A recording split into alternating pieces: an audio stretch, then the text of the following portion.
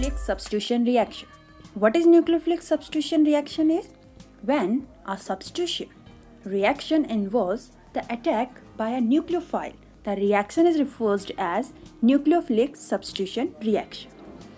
The hydrolysis of alkyl halide by aqueous NaOH is an example of nucleophilic substitution reaction. Here, in this reaction, OH negative is a nucleophile and X negative is a leaving group.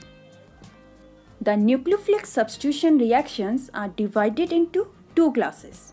These are SN1 and SN2 reaction.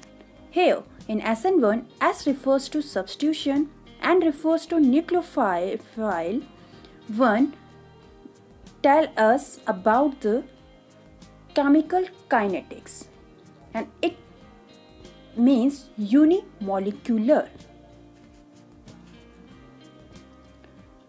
SN2. In SN2, S refers for substitution and refers for nucleophile, and 2 again tell us about the chemical kinetics, and 2 refers to bimolecular. Now, one by one, we are going to discuss each reaction. First of all, we are going to discuss SN2 reaction. Here, it is reaction between ethyl chloride in presence of a nucleophile bromide.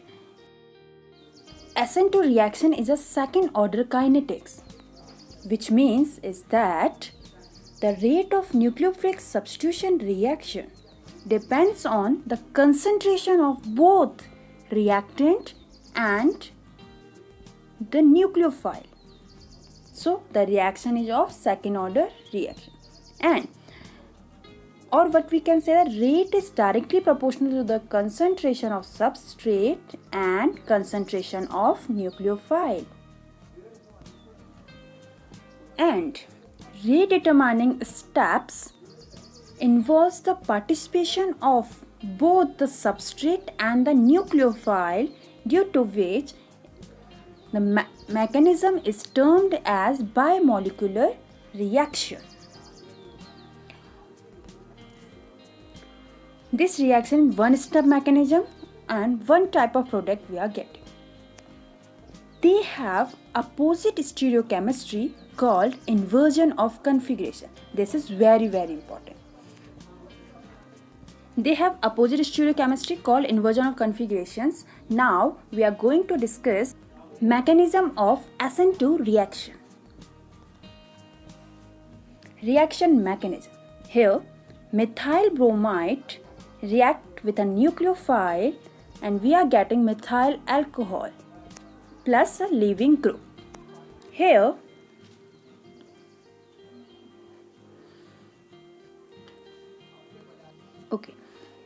see here, the hydroxide ion approaches the substrate.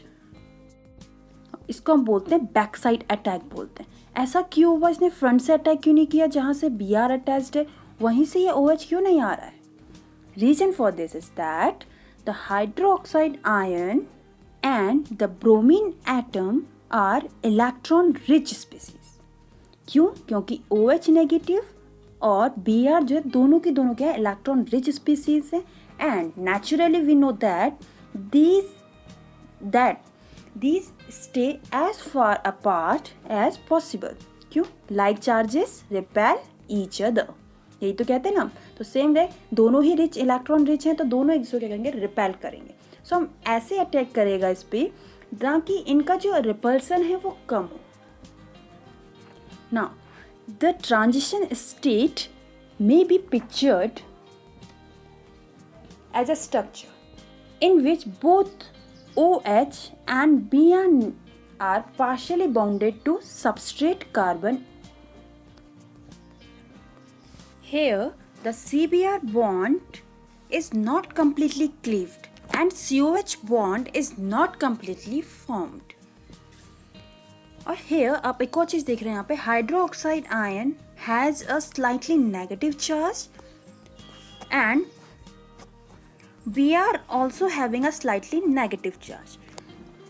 OH having a negative charge because it has started to share its electron with the substrate carbon से उसने share करना start कर दिया. Negative कब आता है और इस पे नेगेटिव क्यों लगा? क्योंकि O है जो कि हाई इलेक्ट्रोनेगेटिव होता है देन कार्बन से, तो इसके शेयर पेयर ऑफ इलेक्ट्रॉन ये अपनी तरफ को लेना स्टार्ट कर देता है. और Br पे नेगेटिव क्यों आया? क्योंकि ये जो शेयर पेयर ऑफ इलेक्ट्रॉन ये हाई इलेक्ट्रोनेगेटिव है देन कार्बन से, तो ये कार्बन जो अपने जो इलेक्ट्रॉन्स हैं शेयर वो अपनी तरफ को अट्रैक्ट करने लगता है कार्बन से, उससे लेने लगता है. और जो चार्ज इलेक्ट्रॉन लेता है उस पर नेगेटिव आता है और देने वाले पे क्या आता है? पॉजिटिव आता है. ये कोवलेंट कंपाउंड बना रहे हैं तो इसीलिए इसमें स्लाइटली नेगेटिव चार्ज इसमें जनरेट हुआ है. ओके, ये तो था bond cleavage and bond formation के बारे में. अब जो ये CH बॉन्ड है इन दिस ट्रांजिशन स्टेट, जो CH जितने भी जो CH बॉन्ड हैं ये क्या है? प्लेन पे हैं, लाई ऑन वन प्लेन, एक प्लेन पे. और OH और ये OH और Br जो है ये परपेंडिकुलर टू दिस प्लेन, इस प्लेन के क्या है? परपेंडिकुलर हैं. और एनर्जी चाहिए होगी इसको क्या करने के? क्लीव करने के लिए, CBr बॉन्ड क्लीव करने के लिए एंड COH बॉन्ड को फॉर्म करने के लिए. और इस कोर्स में जो रिएक्शन इस कोर्स ऑफ रिएक्शन में जो कन्फिग्रेशन ऑफ कार्बन है वो क्या हो गया? इन्वर्टेड हो गया. आप देख रहे हैं जैसे, क्योंकि उसको OH यहाँ से अगर अटैच हो तो हम कहते हैं कन्फिग्रेशन इसको रिमेन एज इट इज़ है, बट OH का बैक साइड अटैच होने की वजह से जो कन्फिग्रेशन है वो क्या हो गया? इन्वर्टेड हो गया है. ओके, और क्या बन गया? मिथाइल अल्कोहल और Br negative as a leaving group leave कर रहा है. ये जो है ये जो इन्वर्जन हुआ है कन्फिग्रेशन का, ये जस्ट लाइक एन अम्ब्रेला है. अम्ब्रेला मतलब just like an inversion of umbrella, मतलब हेयर विंड ब्लो हुई जो आपका अम्ब्रेला है, जब उसमें बहुत ज़्यादा प्रेशर पड़ता है एयर का, जब आप कभी जा रहे होते हैं कहीं पे अगर अम्ब्रेला आपने ली है तो आप देखते हैं ऑटोमेटिकली क्या होता है, ये रिवर्स हो जाती है due to the air pressure के. तो यही चीज़ इस इक्वेशन में भी हुई है, इस रिएक्शन में भी यही चीज़ हुई है. और इस चेंज इन कन्फिग्रेशन को हम क्या बोलते हैं? इन्वर्जन. और इसीलिए SN2 को कभी कभी हम बोलते हैं इन्वर्जन ऑफ अम्ब्रेला भी हम इसको बोलते हैं. और ये जो आपके कन्फिग्रेशन है इसको हम इन्वर्जन बोलते हैं. और यहाँ पे लिखा है कॉन्सेप्चुअल एनालॉजी, इसे हम बात करते हैं. Inversion of the umbrella is similar to the concept of inversion of configuration in SN2 mechanism. यहाँ से आप इजीली समझ सकते हैं कि SN2 मैकेनिज्म में हुआ क्या, रिएक्टेंट के संग और प्रोडक्ट कैसा हमें मिला, just like an umbrella. Okay, inverted umbrella की जैसे पहले अम्ब्रेला थी, रिएक्शन होने के बाद इन्वर्टेड अम्ब्रेला बन गई. सेम यही आपका SN2 मैकेनिज्म में हुआ. Now moving to the next reaction that is SN1 reaction. SN1 reaction यहाँ पे ये फर्स्ट ऑर्डर काइनेटिक्स है. ये फर्स्ट ऑर्डर काइनेटिक्स क्यों है? Because in this type of reaction depends only on the concentration of alkyl halide, और हम कह सकते हैं सबस्ट्रेट के, इसीलिए इसको हम बोलते हैं फर्स्ट ऑर्डर रिएक्शन है.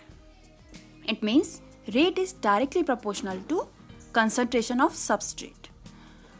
नेक्स्ट, ये जो आपके SN1 रिएक्शन है 2 स्टेप मैकेनिज्म है. फर्स्ट स्टेप में लिविंग ग्रुप जो है वो डिपार्ट्स होगा और न्यूक्लियोफाइल अटैक कर कैटायन पे. और क्या बोलते हैं? The greater the possibility of the formation of carbocation by the alkyl halide, higher are the chances for SN1 mechanism. जितनी तेजी से ये कार्बोकैटायन बनेंगे, जितने इजीली बनेंगे, उतने अच्छा SN1 मैकेनिज्म ये देगा. Now mechanism of SN1 reaction. Here 2 step mechanism हमें पता थी. स्टेप 1 में क्या होता है? The alkyl halide ionise to give a planar carbonium ion देता है. ये जो कार्बोनियम आयन है इस प्लेनर क्यों, इसको हम प्लेनर क्यों बोल रहे हैं? बिकॉज जो ये सेंट्रल कार्बन एटम है ये जो होता है इसमें क्या sp2 हाइब्रिडाइजेशन है और सेम प्लेन पे हैं इसके जितने भी मिथाइल ग्रुप इसके अराउंड सराउंडिंग पे है. अब और ये कौन सा स्टेप, ये वेरी स्लो स्टेप है, तो रेट और हम इसको बोलते हैं रेट डिटरमाइनिंग स्टेप जो होता है, step 1 is the rate determining step in this one. Now step 2 क्या बोलता है, अब जैसे ही B R negative first step में, तो क्या होता है फर्स्ट स्टेप में, आप लीविंग ग्रुप ने लीव कर दिया। अब second step, nucleophilic file can attack the planar carbonium ion from either side to give the product, कहीं से भी अटैक कर सकता है, कहीं से भी, इट मीन्स है यहाँ पे देखिए राइट हैंड साइड से भी अटैक कर सकता है और लेफ्ट हैंड साइड से भी अटैक कर सकता है। अब कहाँ से ये अटैक करेगा, जैसे ये जो आपका अभी जो यहाँ पे जो प्रोडक्ट मिला इसमें टर्सरी ब्यूटाइल अल्कोहल है, इट मीन्स यहाँ से राइट हैंड साइड से अटैक किया तो हमें टर्सरी ब्यूटाइल अल्कोहल हमें मिला होगा। ठीक है, रिमेंबर कर, ये ध्यान रखिएगा कि अटैक जो आपके SN1 रिएक्शन मैकेनिज्म में है उसमें 2 प्रोडक्ट हमें मिलते हैं। किस बेसिस पे मिलते हैं 2 प्रोडक्ट किस पे डिपेंड करता है कि न्यूक्लियोफाइल कहाँ से अटैक कर रहा है, राइट हैंड साइड अटैक कर रहा है या लेफ्ट हैंड साइड अटैक कर रहा है। ओके, इसको अब हम 2D में पढ़ते हैं। 2D में देखते हैं कि कैसा हमें किस बेसिस से हम कह रहे हैं। ये आपका है एक एल्किल हैलाइड है, ये लीविंग ग्रुप है जो लीव करेगा। पहला स्टेप स्लो होता है, हमने अभी पढ़ा था। राइट हैंड साइड से अगर ये अटैक करता है तो हमें ये प्रोडक्ट मिलेगा। अगर न्यूक्लियोफाइल हमारा लेफ्ट हैंड साइड से अटैक करेगा तो हमें ये प्रोडक्ट हमें मिलता है। और जो सेकंड वाली जो रिएक्शंस होती है वो क्या होती है, फास्ट होती है। और रेट डिटरमाइनिंग स्टेप कौन सा होता है, first. Next, difference between the SN1 reaction and SN2 reaction. First, SN1 reaction are 2 step mechanism है, but SN2 reaction क्या है, 1 step mechanism. Second point, in SN1 reaction rate depends only on the concentration of alkyl halide, while in SN2 reaction rate depends on concentration of alkyl halide and nucleophile. Third point, SN1 reaction is a unimolecular and SN2 reaction is a bimolecular. Fourth point, rate depends on the structure of halide. ये very important है कि reactivity, कौन alkyl halide ज़्यादा reactive है SN1 में, कौन ज़्यादा reactive है SN2 में. So in SN1 3 degrees alkyl halide सबसे ज़्यादा reactive होता है, then 2, then 1 and then methyl. Okay, same just reverse of it. SN2 reaction में क्या होता है, rate depends on structure of halides में मिथाइल सबसे पहले होगा, methyl halide, then 1 degree, then 2 degree and then 3 degree. Next, fifth point, in SN1 reaction is forward by a polar solvent पे ही होता है SN1 reaction, while SN2 reaction is forwarded by non polar solvent भी इसको carry forward कर सकता है. SN1 reaction can occur with weak bases, while SN2 reaction requires a strong base की इसमें नीड होती है. Now we are concluding the SN1 and SN2 mechanisms. These are SN1 को हम रेसमाइजेशन भी बोलते हैं. रेसमाइजेशन क्यों बोलते हैं, क्योंकि इसके अटैक पे डिपेंड करता है न्यूक्लियोफाइल के कि क्या प्रोडक्ट बनेगा. तो उसमें 2 प्रोडक्ट बनते हैं जो 50-50% होते हैं, बट कन्फिग्रेशन उसका क्या होता है, इन्वर्टेड होता है. ठीक है, और इन दोनों प्रोडक्ट के मिक्सचर को हम बोलते हैं रेसमिंग मिक्सचर. तो SN1 रिएक्शन को हम रेसमाइजेशन भी बोलते हैं. और SN2 रिएक्शन को हम इन्वर्जन ऑफ कन्फिग्रेशन भी बोलते हैं. इन्वर्जन ऑफ कन्फिग्रेशन क्यों हुआ, क्योंकि जिस साइड से आपका हैलाइड ग्रुप जुड़ा था वहाँ से न्यूक्लियोफाइल अटैक ना करके बैक साइड से अटैक करता है, और जो प्रोडक्ट हमें मिलता है वो इन्वर्टेड कन्फिग्रेशन का प्रोडक्ट मिलता है. ठीक है, इसीलिए इसका नाम क्या है, इन्वर्जन ऑफ कन्फिग्रेशन, या क्या बोलते हैं हम, इन्वर्जन ऑफ अम्ब्रेला भी हम इसको बोलते हैं. कभी कभी एग्जाम में अगर SN1 और SN2 से नहीं पूछेगा तो ये इस नेम से भी पूछ सकते. सो here we are completed. Thank you and have a nice day ahead. Thank you.